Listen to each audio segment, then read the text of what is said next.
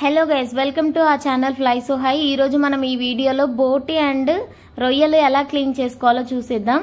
First పేగుల్ని clean చేస్తున్నాము. ఒక చీపురు పుల్ల యూజ్ చేసి పేగుల్ని రివర్స్ చేసినట్లయితే లోపల ఉన్న వేస్ట్ మొత్తం బయటకు వచ్చేస్తుంది. సో దాని తర్వాత మనం హాట్ వాటర్లో ఈ పేగుల్ని వేసుకున్నట్లయితే అవి ఇలా ఉబ్బినట్టు అయ్యి దాని నీచు అండ్ వేస్ట్ అంతా రిమూవ్ అయిపోయి నీట్గా వచ్చేస్తుంది అనమాట.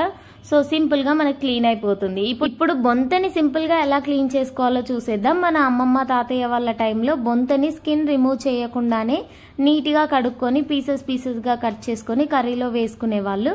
బట్ ఇప్పుడు స్కిన్ రిమూవ్ చేసి నీట్గా ఎలా శుభ్రం చేసుకోవాలో చూసేద్దాం. పొయ్యి మీద హాట్ వాటర్ పెట్టుకోండి. హాట్ వాటర్ బాగా మరిగిన తర్వాత ఈ బొంతని ఆ హాట్ వాటర్లో వేస్తే స్కిన్ కొంచెం మనకి ఈజీగా వచ్చే విధంగా రెడీ అయిపోతుంది. దాని తర్వాత మనం ఒక నైఫ్ యూజ్ చేసి ఆ పైన స్కిన్ని రబ్ చేసినట్లయితే ఈజీగా ఊడొచ్చేస్తుంది. మనం చేతితో కూడా ఆ స్కిన్ని రిమూవ్ చేయొచ్చు, కాకపోతే బొంత కొంచెం వేడిగా ఉంటుంది కాబట్టి నైఫ్ యూజ్ చేస్తే కొంచెం బెటర్గా ఉంటుంది. చాలా మందికి బోటీ కర్రీ అంటే ఇష్టం, బట్ క్లీనింగ్ అనేసరికి చాలా భయపడుతూ ఉంటాము. సో ఈ సింపుల్ వేని ఫాలో అయినట్లయితే ఈజీగా అండ్ క్విక్గా మనకి బోటీ క్లీనింగ్ అయితే రెడీ అయిపోతుంది. ఇక నుంచి every Sunday chicken mutton prefer చేయకుండా బోటీ కూడా ప్రిఫర్ చేసేయచ్చు. వీటితో పాటు మనకి దొబ్బ అండ్ కొవ్వు కూడా ఉంటుంది. దొబ్బ అయితే నీట్గా వాష్ చేసుకొని కర్రీలో వేసుకోవచ్చు. పెద్ద పేగుల చుట్టూ మనకి కొవ్వు వస్తుంది, అది నీట్గా క్లీన్ చేసుకోండి. అండ్ పెద్ద పేగుల్ని రివర్స్ చేసి చీపురు పుల్లతోటి హాట్ వాటర్లో వేసుకున్నట్లయితే నీట్గా క్లీన్ అయిపోతాయి. దీంట్లో వేస్ట్ కొవ్వు కూడా ఉంటుంది, అదైతే పడేసుకోవడం బెటరు.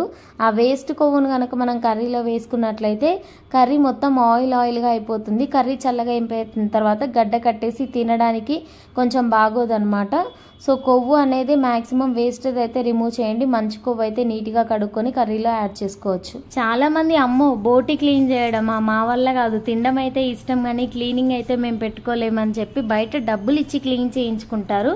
బట్ అలా చేయకండి, ఎందుకంటే వాళ్ళు నీట్గా అసలు క్లీన్ చేయరు. పేగుల్ని అయితే జస్ట్ వాటర్తో వాష్ చేసి కట్ చేసి ఇచ్చేస్తారు.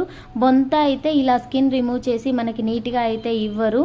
సో క్లీనింగ్ ప్రాసెస్ అనేది అంత బాగోదు అండ్ కర్రీ చేసుకున్నప్పుడు కూడా నీచు వాసన వచ్చి తినడానికి బాగోదు. సో ఈ చిన్న టిప్స్ ఫాలో అయ్యి మీరే ఇప్పటి నుండి బోటీని ఇంట్లోనే నీట్గా క్లీన్గా అండ్ క్విక్గా క్లీన్ చేసేసుకోండి.